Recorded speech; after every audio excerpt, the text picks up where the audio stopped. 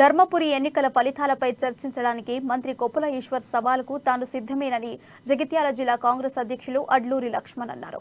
సమయం, స్థలం మంత్రే చెప్పాలన్నారు. ప్రగతి భవన్ హైదరాబాద్లో అంబేద్కర్ విగ్రహం ముందు, జగిత్యాల అంబేద్కర్ విగ్రహం ముందు ఎక్కడ చర్చిద్దామో చెప్పాలని అడ్లూరి కోరారు.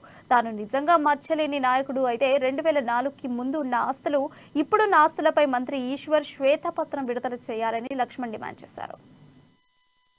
ఉందని చెప్పేస్తే దానికి పూర్తికి సంబంధించిన ఆధారాలు కూడా మేము కోర్టుకు సబ్మిషన్ చేయడం. ఏదైతే మేము కౌంటింగ్ హాల్కి వెళ్ళిపోతున్నప్పుడు ఫామ్ 22 అని ఇస్తారు. ఇది మీకు ఇస్తాం కాపీ. ఈ ఫామ్ 22లో అప్పుడున్న ఎన్నికల అధికారి, జిల్లా ఎన్నికల అధికారి శరత్ గారు, అదేవిధంగా రిటర్నింగ్ అధికారి భిక్షపతి గారు 17.96 అని ఓటింగ్ పర్సెంటేజ్ ఇచ్చిండు.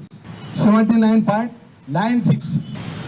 దాని తర్వాత మేము ఎలక్షన్ పిటిషన్ చేస్తున్నప్పుడు ఆర్టీఏ ద్వారా మేము సర్టిఫైడ్ కాపీలు అడిగినాం.